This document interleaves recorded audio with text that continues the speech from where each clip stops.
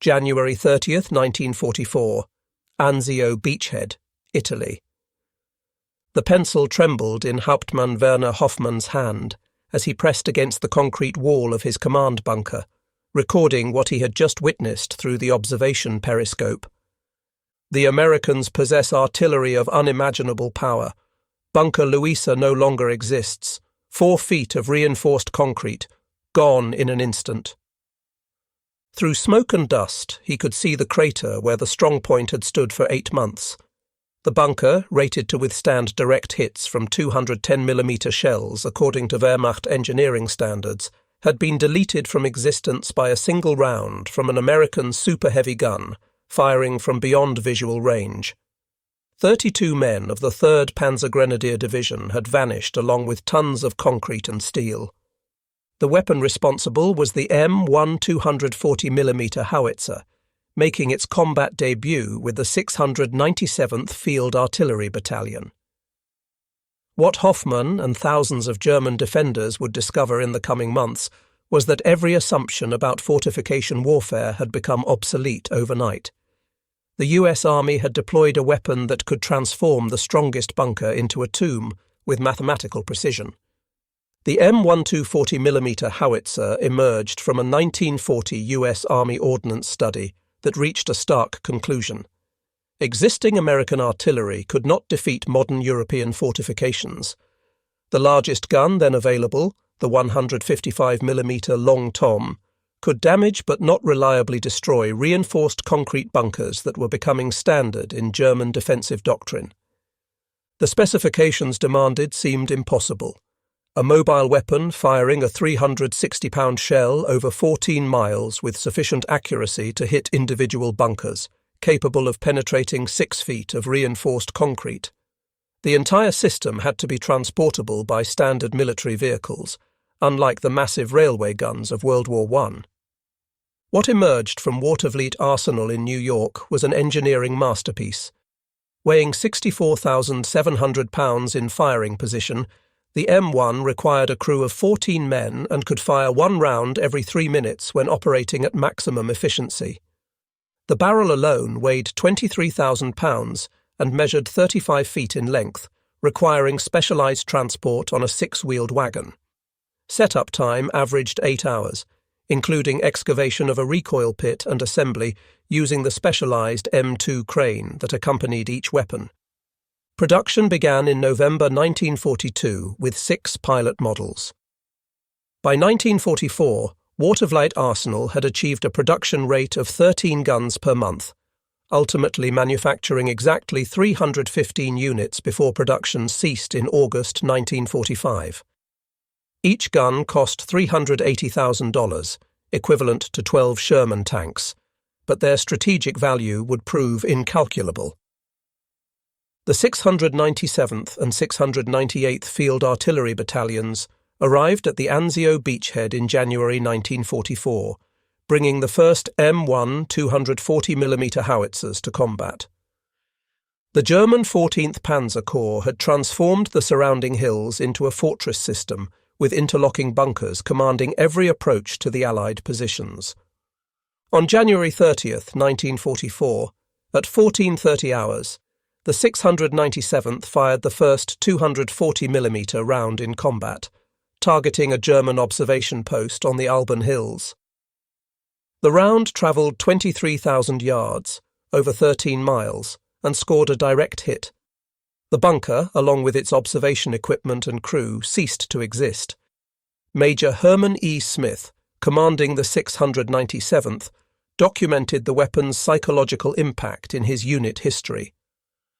After our first day of firing, German prisoners reported complete demoralization in their units. They spoke of earthquake shells that made the ground shake for hundreds of meters around impact. Many refused to occupy bunkers after witnessing our strikes. The mathematics of destruction at Anzio were precisely recorded. Rounds fired, 2,847. Bunkers engaged, 67. Bunkers destroyed, 61. Average rounds per bunker, 4.8. Maximum range achieved, 25,100 yards. The German 715th Infantry Division's war diary, captured after Rome's liberation, noted, "American super-heavy artillery makes our fortified positions untenable. Losses from single shells exceed those from day-long conventional bombardments." The breakthrough at Monte Cassino in May 1944 demonstrated the 240mm Howitzers' ability to crack the toughest defensive positions. The Gustav Line had held for months against repeated Allied assaults, anchored on the ancient monastery that German paratroopers had transformed into a fortress. The 240th Field Artillery Battalion, equipped with 8 M1 howitzers, joined Operation Diadem on May 11, 1944. Positioned near Mignano, they could reach every German position along the Gustav Line. Their primary targets were the reinforced bunkers built into the mountainside below the monastery. British Major General Francis Tucker, whose 4th Indian Division had suffered terribly in earlier assaults, witnessed the 240mm bombardment and reported, "The American super-heavy guns achieved what months of bombing and conventional artillery had failed to accomplish. Each round that struck home eliminated a German strongpoint completely. The psychological effect on the defenders was decisive. They understood that nowhere was safe. The 240mm howitzers fired continuously for 72 hours during the breakthrough battle, expending 1,847 rounds.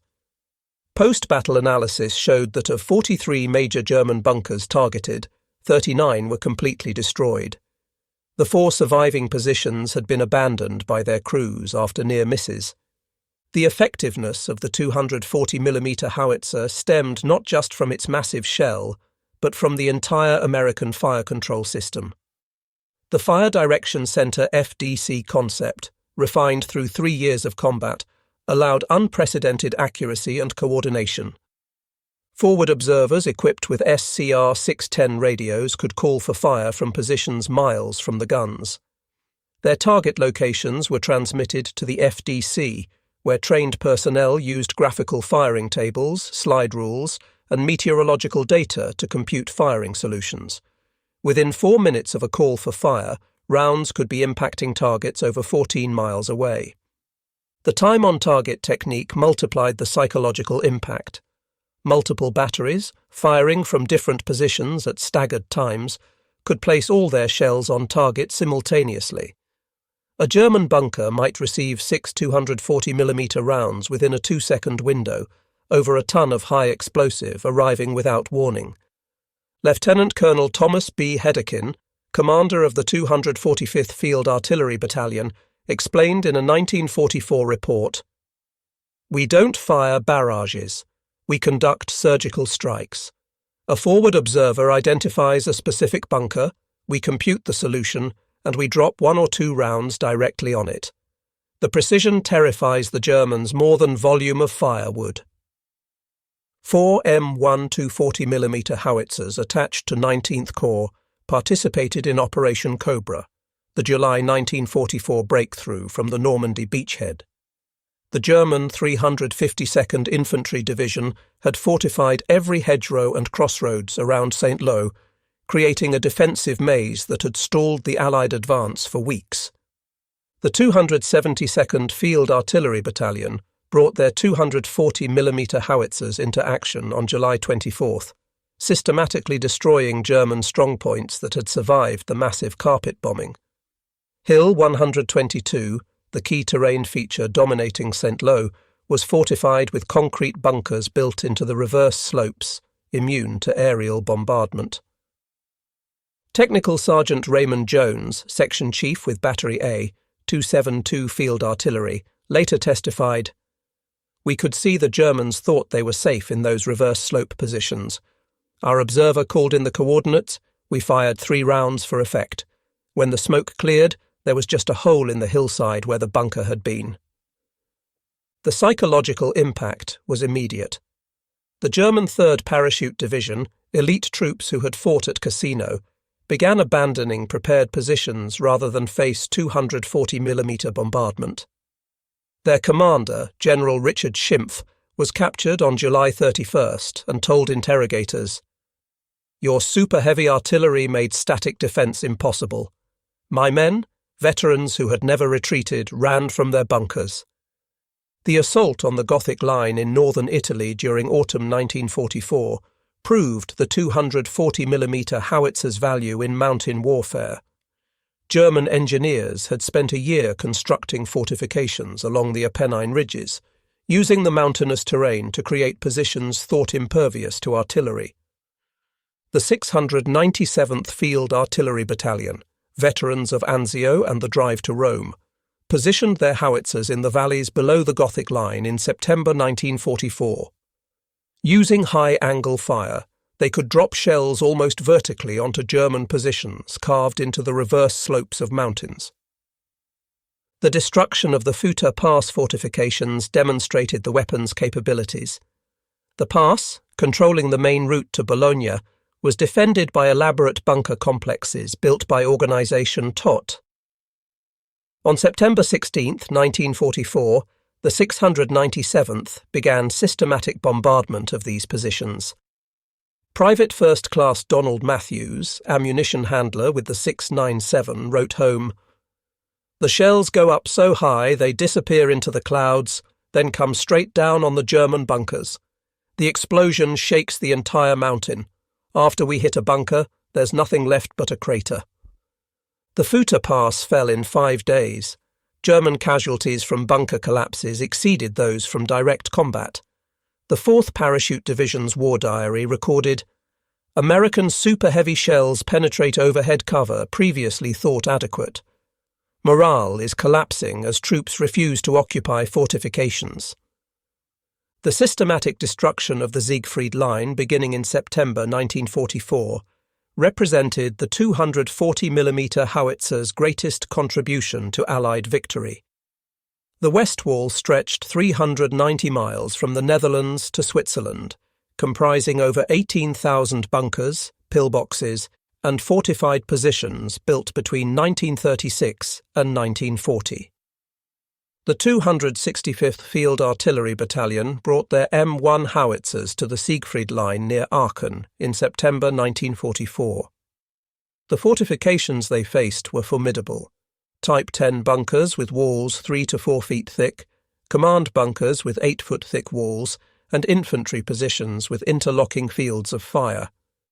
The first major test came at the Scharnhorst Line, an extension of the Siegfried Line defending Aachen.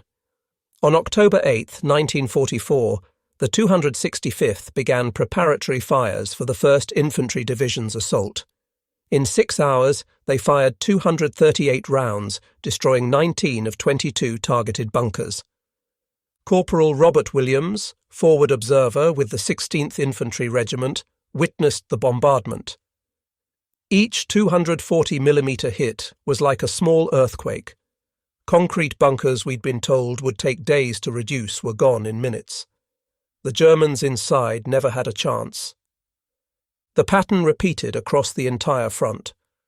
The 278th Field Artillery Battalion supporting V Corps destroyed 73 bunkers in the Schnee-Eifel region during December 1944.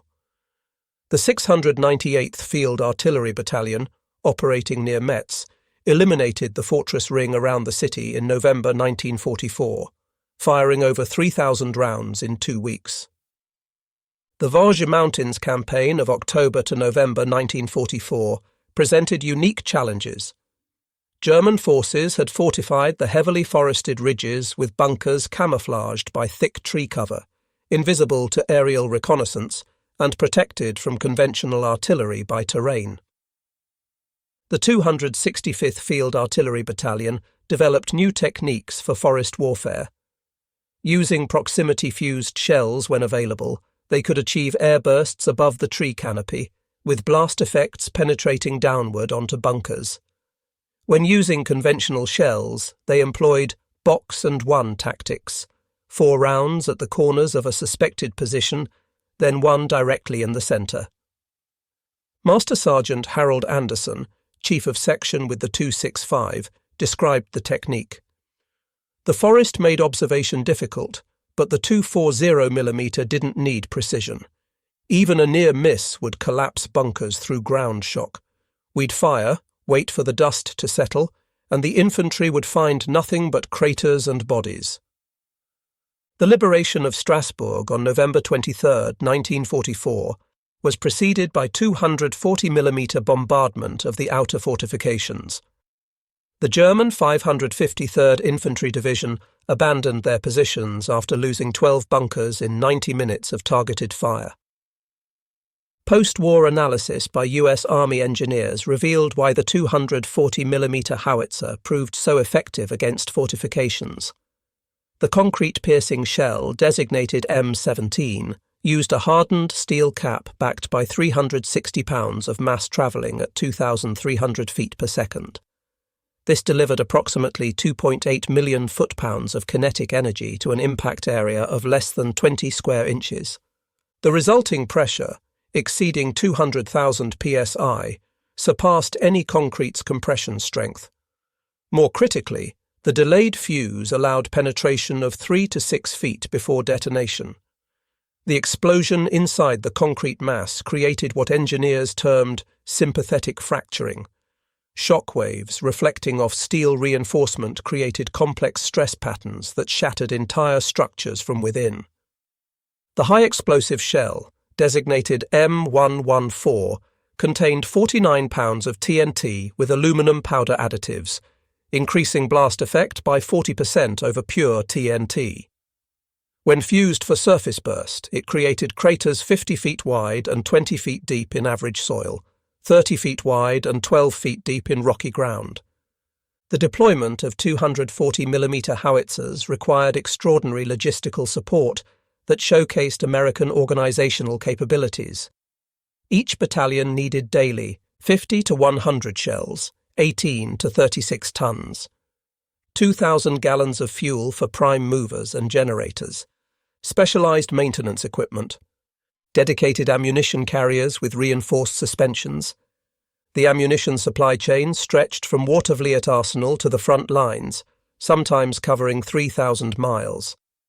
Each shell required precision forging of the shell body, machining to tolerances of 0.01 inches, careful filling with explosive compounds, installation of precision fuses, individual inspection and proof testing. By March 1945, the US Army had stockpiled over 500,000 240mm rounds in European depots. Monthly consumption peaked at 35,000 rounds during the Rhine crossings. This represented industrial capacity that Germany, Japan, or even the Soviet Union could not match. The Rhine crossing operations of March 1945 demonstrated the 240mm howitzer at peak effectiveness. Operation Plunder, Montgomery's set-piece crossing on March 23rd to 24th, was preceded by the largest artillery preparation of the Western War. American 12th Corps contributed 12 240mm howitzers to the bombardment. The target was the Wesel fortified zone, where the German 84th Infantry Division had constructed elaborate bunker systems along the east bank. Beginning at 1700 hours on March 23rd, the 240mm howitzers began systematic destruction of identified positions. Captain William Morrison, commanding Battery B, 278th Field Artillery Battalion, recorded, "We had aerial photographs showing every bunker. Starting from the north, we worked our way south, engaging each position with 4 to 6 rounds. By midnight, we'd destroyed 31 bunkers and damaged 12 more. The crossing met minimal resistance. German survivors reported complete demoralization after watching their fortifications disintegrate. The 84th Division's strength returns showed 2,400 casualties from artillery alone, most from bunker collapses. The encirclement of Army Group B in the Ruhr Pocket, April 1st to 18th, 1945, saw 240mm howitzers reducing industrial facilities converted to fortresses. German forces had fortified factories, using reinforced concrete industrial structures as defensive positions. The 698th Field Artillery Battalion supported the reduction of the pocket's northern sector. The Krupp Steel Works in Essen, fortified with additional concrete reinforcement, was targeted on April 9th. 24 240mm rounds transformed the main factory buildings into twisted rubble. Staff Sergeant James Peterson, forward observer with the 313th Infantry Regiment, witnessed the destruction. These weren't normal buildings. They were industrial fortresses with walls 3 feet thick. The 240mm shells went through them like tissue paper. The psychological effect on the defenders was total. They surrendered in masses after seeing what happened to the Krupp works. Model's Army Group B, initially 430,000 strong, surrendered after just 18 days.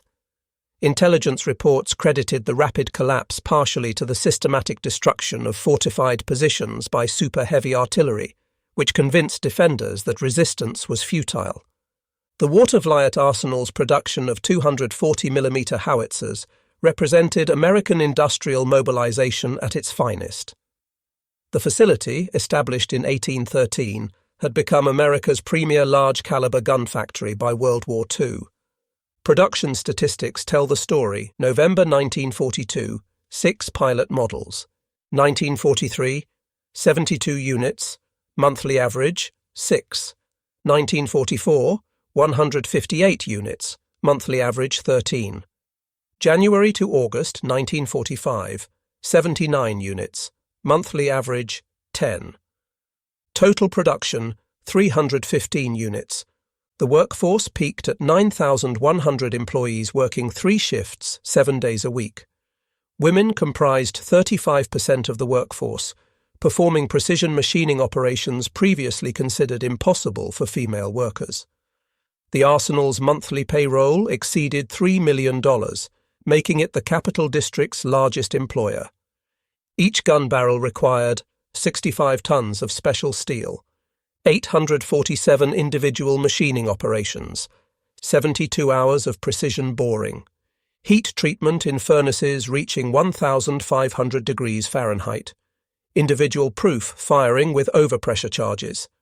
The quality control was exceptional. Of 315 guns produced, only 2 failed acceptance testing, both due to minor recoil mechanism issues quickly corrected.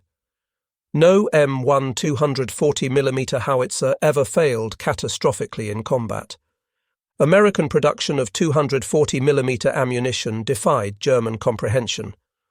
Watervliet Arsenal alone produced 2,000 rounds monthly by 1944. Additional production at Picatinny Arsenal and civilian contractors brought total monthly production to 10,000 rounds by early 1945. Each round represented a masterpiece of mass production shell body forged from 4140 chrome molybdenum steel, machined to tolerances of plus or minus 0.01 inches, filled with 49 pounds of grade A TNT, fitted with precision machined rotating bands, individually gauged and inspected. The logistics chain delivered this ammunition with remarkable efficiency. Liberty ships carried 240mm rounds as deck cargo, each ship transporting up to 500 rounds. The Red Ball Express truck convoys included specialized ammunition sections with reinforced vehicles designed for the 360-pound shells.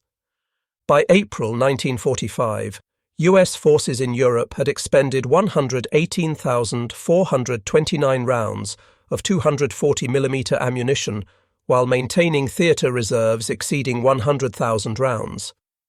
This profligate expenditure, impossible for any other belligerent, multiplied the weapon's psychological impact. Operating the M1 240mm howitzer demanded exceptional teamwork and physical endurance. Each 14-man crew functioned as a precisely coordinated team, with every member essential to the weapon's operation. The crew positions included Chief of Section, NCO commanding the piece. Gunner, responsible for laying the weapon, Assistant Gunner. Operated the breech, number 3 to 8, ammunition handlers. Number 9 to 10, operated the M2 crane. Number 11 to 12, powder handlers. Number 13 to 14, vehicle drivers security. Loading the weapon required extraordinary coordination. The 360-pound projectile was lifted by crane, guided by 4 men into the breach, then rammed home hydraulically. The powder charge, up to 8 separate bags, was loaded behind the shell. The entire process took 90 seconds for a well-trained crew. Private First Class Michael Sullivan, ammunition handler with the 697 Field Artillery Battalion, described the physical demands. After 10 rounds, everyone was exhausted. The concussion from firing was like being punched in the chest. We rotated positions every hour to maintain efficiency, but knowing what our shells did to German bunkers kept us motivated. The forward observers directing 240mm fire held one of the war's most dangerous jobs. Positioned with frontline infantry, often beyond friendly lines, they identified targets and adjusted fire with lethal precision. Lieutenant Robert Anderson, forward observer with the 265th Field Artillery Battalion, survived 187 days in combat. His personal record included directing the destruction of 47 German bunkers. In a 1985 interview, he reflected, "Calling in 240mm was like summoning Thor's hammer. I'd identify a bunker, radio the coordinates, and minutes later it would cease to exist. The power was intoxicating but sobering. Each shell might kill dozens of enemy soldiers." The observer's equipment included BC scope, 20 times magnification, M1 plotting board, SCR 610 radio, 48-pound backpack unit, map case with aerial photographs, compass and rangefinder. The psychological burden was significant. Forward observers could see the human cost of their actions through their scopes. German soldiers fleeing bunkers, the wounded, the dead. Many reported nightmares decades after the war. Captured German documents and post-war interviews revealed the terror inspired by 240mm bombardment. The Wehrmacht's experience fighting the Soviets, who relied on mass artillery barrages, had not prepared them for American precision firepower. A November 1944 report from the German 7th Army, captured at Metz, stated, "Enemy super-heavy artillery represents a new form of warfare. Individual bunkers are engaged with observed fire of extreme accuracy. Casualties from single shells exceed those from conventional barrage. Morale effect is catastrophic. Troops refuse to occupy forward bunkers." The German 19th Army, defending the Vosges, reported 60% of casualties came from artillery, with 240mm fire causing disproportionate losses despite its limited volume. Bunkers that had protected troops for months became death traps once American observers identified them. Post-war interviews with German veterans consistently emphasized the psychological impact. Former Oberst Heinrich Zimmermann, who commanded a regiment in the Siegfried Line, stated in 1962, "Regular artillery we could endure, but those monster shells broke our spirit. When you saw a bunker disappear, you understood that nowhere was safe. Many of my men shot themselves rather than wait for the next shell." The M1 240mm howitzer was part of an Allied super-heavy artillery force that included British and Soviet weapons, but American industrial capacity made the difference. Comparative production figures: US M1 240mm howitzer, 315 units. British BL 7.2-inch howitzer, 36 units. Soviet 280mm BR, 5 mortar, 47 units. German 24cm K3 railway gun, 8 units. The American advantage lay not just in quantity but in mobility and sustained operations. While German and Soviet super-heavy guns required rail transport or extensive site preparation, the M1 could be towed slowly by tracked vehicles and emplaced anywhere with suitable ground. British observers consistently praised American super-heavy artillery. Major General Sidney Kirkman, artillery commander for the 13th Corps, wrote, "The American 240mm howitzer achieved what our own heavy guns could not: the systematic, rapid destruction of fortified positions. At Cassino, these weapons were largely responsible for the breakthrough." As Allied forces drove into Germany proper in early 1945, the 240mm howitzer continued its destructive work. Every German city designated a fortress by Hitler faced systematic bombardment by super-heavy artillery. The siege of Aschaffenburg, March 25 to April 3, 1945, demonstrated the weapon's urban warfare capabilities. The German 36th Infantry Division had fortified the medieval city, barricading streets and converting buildings into strongpoints. The 265th Field Artillery Battalion positioned 4 howitzers across the main river, systematically destroying defensive positions. The precision was remarkable. Forward observers could place 240mm rounds through specific buildings without damaging adjacent structures. This selective destruction convinced many German commanders to surrender rather than see their cities levelled. The capture of Nuremberg, April 16 to 20, 1945, saw 3 240mm battalions in action. The medieval fortifications, reinforced with modern concrete, crumbled under bombardment.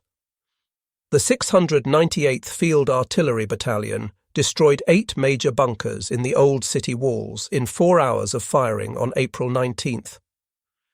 When Germany surrendered on May 8, 1945, American 240mm howitzers had made a decisive contribution to victory. The final statistics from U.S. Army Ordnance total rounds fired in ETO, 118,429. Bunkers, fortifications engaged, 3,847. Confirmed destroyed, 3,114, 81%. Damaged beyond use, 489, 13%. Rounds per target destroyed, 38 average. Maximum range achieved in combat, 25,255 yards. Gun tube replacements required, 23. Catastrophic failures, 0. The human cost inflicted by 240mm fire is harder to quantify. German records, often incomplete, suggest 15,000 to 20,000 casualties directly from 240mm bombardment, with psychological casualties possibly doubling that figure.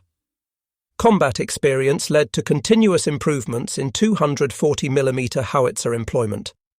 Early operations revealed that the 8-hour emplacement time limited tactical flexibility. By 1945, experienced crews had reduced setup time to under 4 hours through improved procedures and equipment. The development of mechanical fuse setters increased rate of fire from 1 round per 3 minutes to 1 per 2 minutes for sustained operations. Improved powder formulations extended barrel life from 500 to 800 rounds between replacements. The most significant innovation was the integration of photo reconnaissance with fire planning. By 1945, forward observers received annotated aerial photographs showing every potential target, numbered and gridded. This reduced mission processing time from 10 minutes to under 4. While this narrative focuses on European operations, 240mm howitzers saw limited Pacific service. 6 weapons supported the Philippines campaign, destroying Japanese fortifications on Corregidor in February 1945.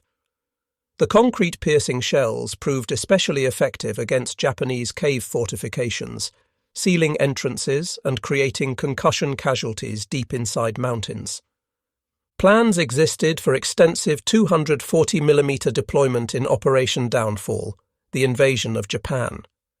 The U.S. Army projected requirements for 100 howitzers to reduce Japanese homeland fortifications. Japan's surrender made this unnecessary, but captured Japanese officers later admitted that their defensive plans had not accounted for American super-heavy artillery capabilities. Military historians consider the M1 240mm howitzer a revolutionary weapon that fundamentally changed siege warfare. Its combination of mobility, accuracy, and destructive power rendered traditional fortifications obsolete. The U.S. Army's official history concluded, "The 240mm howitzer provided the ground forces with a capability previously reserved for naval gunfire or strategic bombing.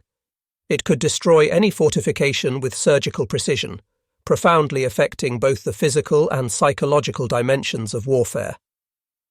Soviet observers, given access to captured German fortifications, were particularly impressed. Marshal Vasily Chuikov, who had commanded at Stalingrad, examined destroyed Siegfried Line bunkers and commented, "The Americans found the solution to modern fortifications, not mass but precision, one gun achieving what 100 of ours could not." The terror inspired by 240mm bombardment left lasting psychological scars.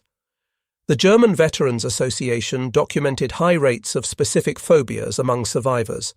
Seismophobia, fear of vibrations, 73% of bunker survivors.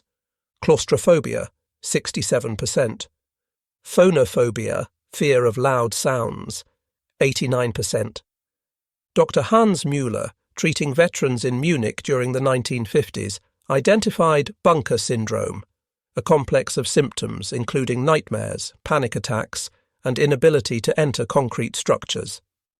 His research suggested that the sudden, complete destruction of supposedly safe positions created unique trauma patterns.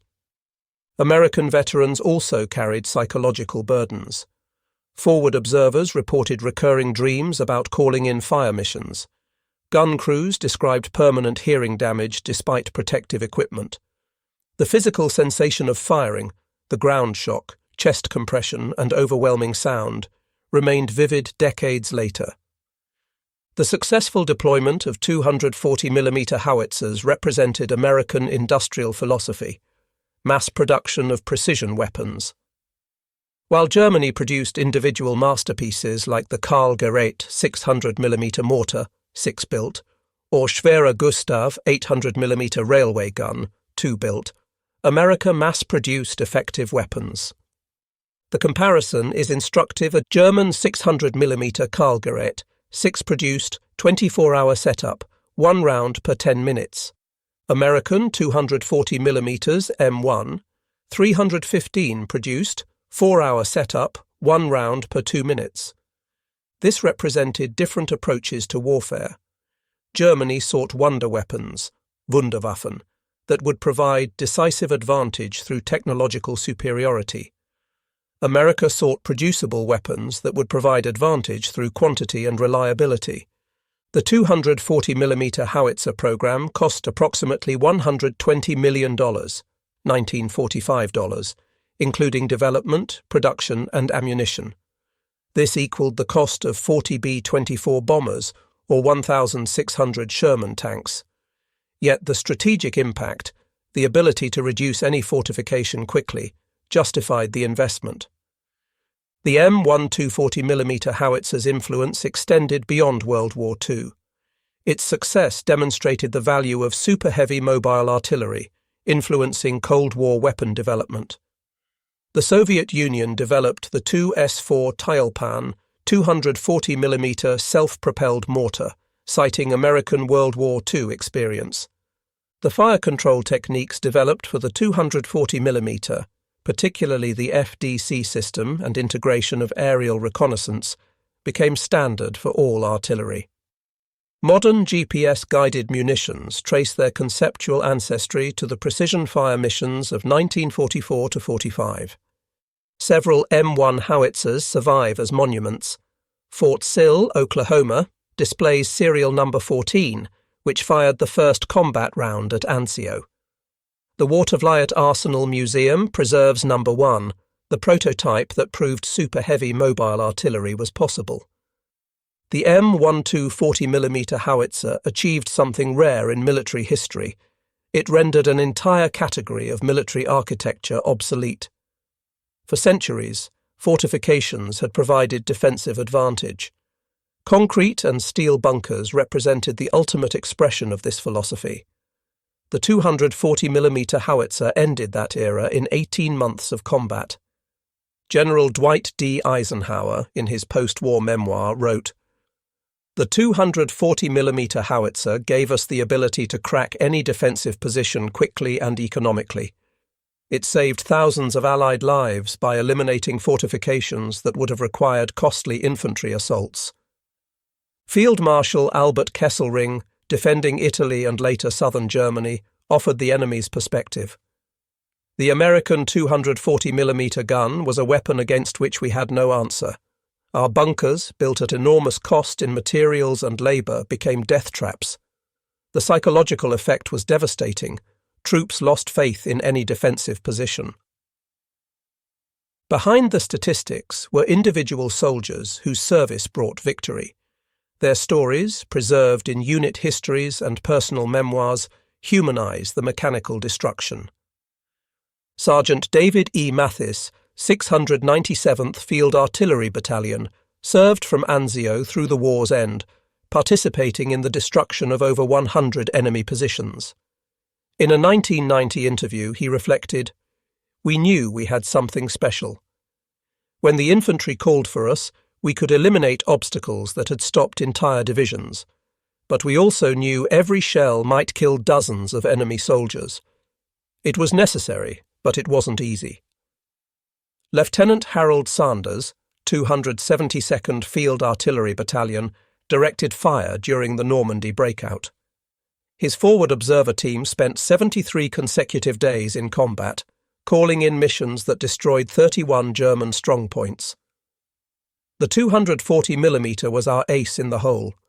When nothing else worked, when the Germans thought they were safe, we could reach out and touch them.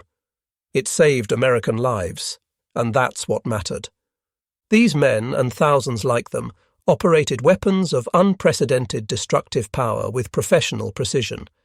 They transformed American industrial might into battlefield victory, one devastating round at a time. German tactical doctrine evolved rapidly in response to 240mm bombardment, though no truly effective countermeasure emerged.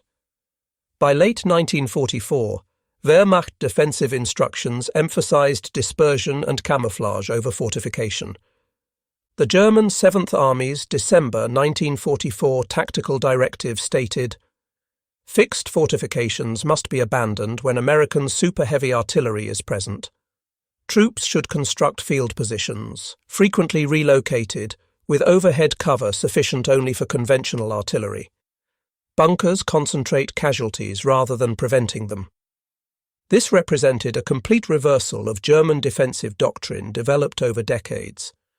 The Prussian tradition of elaborate field fortifications, refined through World War I and the Eastern Front, crumbled before American firepower. Some German innovations showed promise. Dummy positions, heated to simulate occupation, sometimes drew fire away from actual positions. Smoke generators obscured observation. Electronic jamming attempted to disrupt American radio communications. But these measures only delayed the inevitable. General Hasso von Manteuffel, commanding 5th Panzer Army during the Battle of the Bulge, summarized German frustration. "We could accept being outproduced, that was expected fighting America. But the precision of their heavy artillery made every defensive position vulnerable. We were not just outgunned, but outclassed." Operating 240mm howitzers extracted a price from American forces as well. Gun crews suffered extensive hearing damage. Post-war Veterans Administration studies found 90% of 240mm veterans had significant hearing loss. The concussion from firing caused chronic traumatic encephalopathy in some long-service crew members. Forward observers suffered the highest casualty rates of any artillery specialty. Of 127 forward observers trained for 240mm battalions, 31 were killed and 43 wounded, a 58% casualty rate. Their exposed positions and the value Germans placed on eliminating them made survival unlikely. Mechanical failures, while rare, could be catastrophic. On March 3, 1945, a premature detonation in the bore of a 240mm howitzer near Prüm killed 5 crew members. Investigation revealed a faulty fuse, leading to improved quality control procedures. The logistical burden was immense. Each 240mm battalion required 67 vehicles, including specialized prime movers, cranes, and ammunition carriers. Fuel consumption averaged 2,000 gallons daily when moving. The weapon's weight damaged roads, requiring engineer support to maintain supply routes. The M1240mm howitzer represented American warfare philosophy at its most effective: overwhelming firepower delivered with precision, backed by unlimited industrial production. While individual German bunkers might have been stronger, American industry could destroy them faster than Germany could build them. This mathematical certainty of victory through production terrified German commanders more than tactical defeat.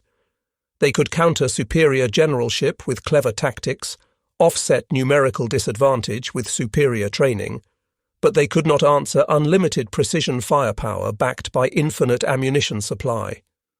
The 240mm howitzer was ultimately a manifestation of American industrial democracy defeating European totalitarianism.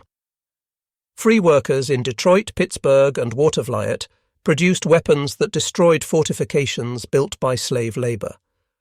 The triumph was not just military but moral, proof that democratic societies could marshal greater power than dictatorships. The German encounter with American 240mm howitzers was more than military defeat. It was psychological transformation through technological shock. Soldiers who had believed in the supremacy of German engineering, the impregnability of concrete fortifications, and the advantage of prepared defense discovered that American industrial capacity had rendered their entire military doctrine obsolete. The numbers tell only part of the story. 315 howitzers produced, 118,429 rounds fired, 3,114 bunkers destroyed. The true impact was measured in the complete collapse of German faith in fixed defences. Every shattered bunker demonstrated American superiority not just in firepower, but in every aspect of modern warfare: logistics, production, technology, and organisation. The 240mm howitzer did more than destroy fortifications. It demolished the psychological foundations of German resistance. Wehrmacht soldiers learned to fear not just the shell, but everything it represented: unlimited ammunition, precision fire control, mechanical reliability, and the terrible efficiency of American industrial democracy. In the ruins of the Siegfried Line lay not just broken concrete, but the shattered remnants of Nazi Germany's military pretensions. The thunder of the 240mm howitzer was the sound of American industrial might proclaiming inevitable victory. Every German soldier who heard it understood its terrible meaning. They had challenged the arsenal of democracy and lost. The terror would echo long after the guns fell silent. Veterans would spend decades trying to process the trauma of watching their supposedly impregnable fortifications vanish in clouds of pulverized concrete. But from that terror came transformation, the recognition that the age of fixed fortifications had ended, and with it, any military doctrine based on static defense. The M1240mm howitzer had spoken with the voice of American industry, and its message was unmistakable. In modern industrial warfare, there is no defensive position that cannot be destroyed, no fortification that cannot be breached, no bunker that cannot become a tomb. The Germans were not simply terrified when US 240mm howitzers obliterated their fortresses. They were transformed by the revelation of American power that made resistance genuinely futile. In the end, the greatest victory of the 240mm howitzer was not the fortifications it destroyed, but the minds it changed. German soldiers who had begun the war believing in their technological superiority ended it, understanding that they had been overwhelmed by an industrial democracy that could transform raw materials into precision weapons, faster than totalitarianism could build concrete walls. The thunder of the 240mm howitzer was democracy's answer to tyranny, delivered one earth-shaking round at a time.